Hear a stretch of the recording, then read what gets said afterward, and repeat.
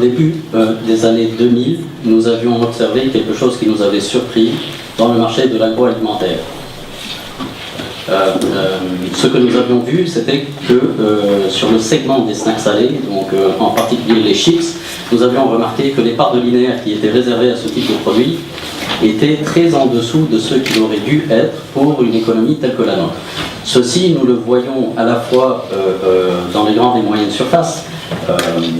Alors quand je parlerai des grandes et moyennes surfaces, j'abrégerai en parlant de GMS.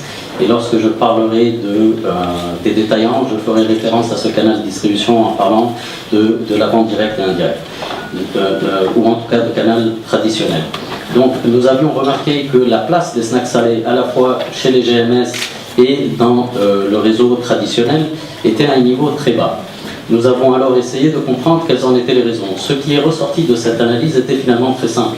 Donc le problème provenait de la structuration de l'offre. Au niveau de l'offre, nous avions remarqué qu'elle était structurée en deux niveaux essentiellement. Un niveau local, c'est-à-dire des produits locaux qui étaient fabriqués par des entreprises nationales et qui proposaient des produits de qualité globalement moyenne avec des positionnements prix qui étaient plus ou moins on va dire, en accord avec le pouvoir d'achat du consommateur tunisien.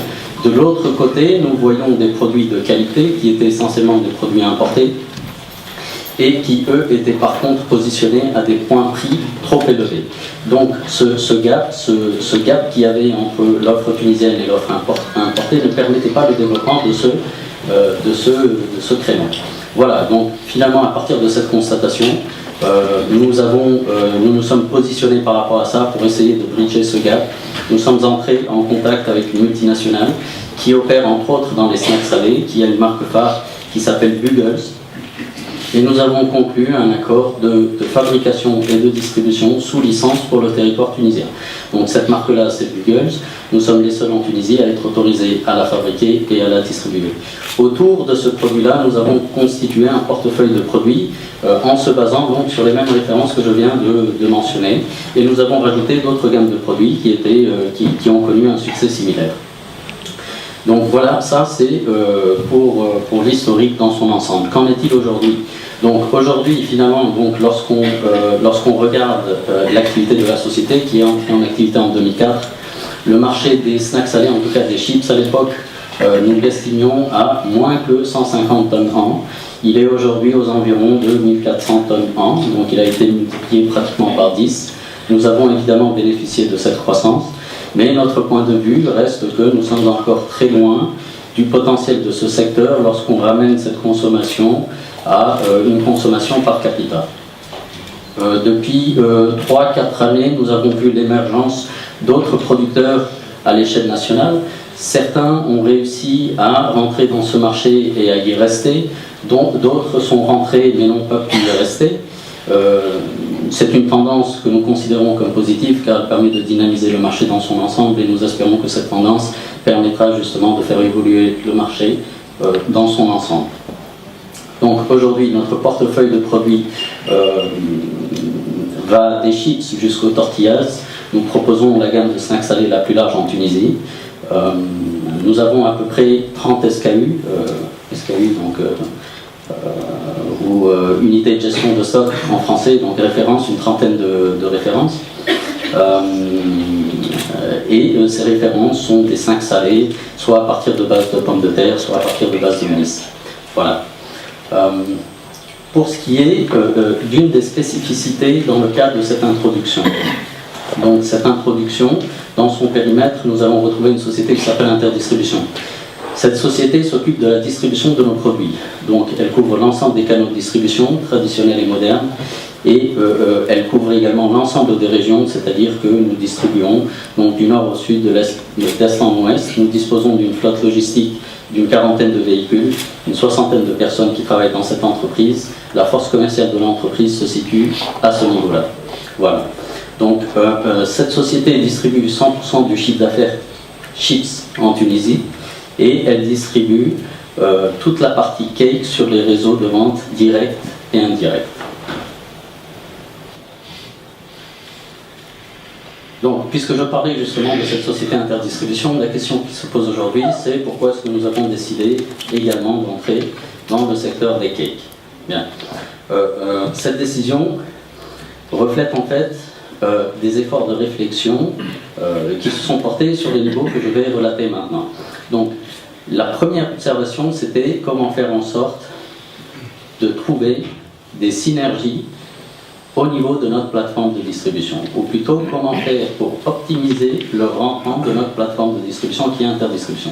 Donc, la première chose à savoir, c'est qu'évidemment, lorsqu'on choisit de faire sa propre distribution, ceci crée un coût supplémentaire. Il est beaucoup plus cher de faire de la vente directe que de se baser uniquement sur une distribution à travers le réseau du gros, c'est-à-dire à travers le canal indirect.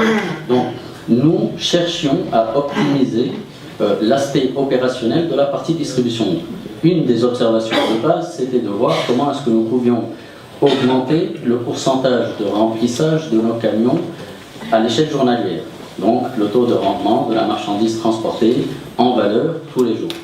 Donc, soit cette capacité allait être construite par un accroissement de la demande des snacks salés, mais ça, on n'est pas les seuls à le décider, il y a un marché qui va avec. Soit, de manière un peu plus accélérée, nous pouvions introduire un autre produit à distribuer dans notre plateforme. Donc, nous avons fait le choix, évidemment, du fait que lorsqu'on travaille un produit en importation-distribution, les marges sont relativement faibles, d'essayer d'identifier s'il y avait des produits qui pourraient s'accorder avec l'activité que nous avions, c'est-à-dire la distribution des snacks salés. Alors, le marché qui se prêtait donc le plus à être intégré dans notre plateforme était celui des cakes. Pourquoi? Parce qu'au niveau du portefeuille client, tous les clients qui travaillent les chips travaillent les cakes. Alors, j'insiste sur ce point parce que the reverse, donc l'autre sens, dans l'autre sens, ce n'est pas nécessairement vrai. Et donc, c'est pour vous expliquer pourquoi est-ce que nous avons intégré cette partie snack sucré. Donc, il est vrai que tout détaillant qui travaille les chips travaille les cakes, mais tout détaillant qui travaille les cakes ne travaille pas nécessairement les chips. Donc, de ce fait, nous avions un incentive pour qu'à chaque fois qu'un de nos camions s'arrêtait chez un client, il descendait à la fois les chips et un autre produit, en l'occurrence les cakes. Ça, c'était une des premières raisons. Donc, dans cette recherche de produits, quels produits intégrer à notre plateforme, venait la question de comment faire en sorte à ce que l'intégration de ce produit se fasse de manière productive et fluide. Qu'est-ce que ça veut dire?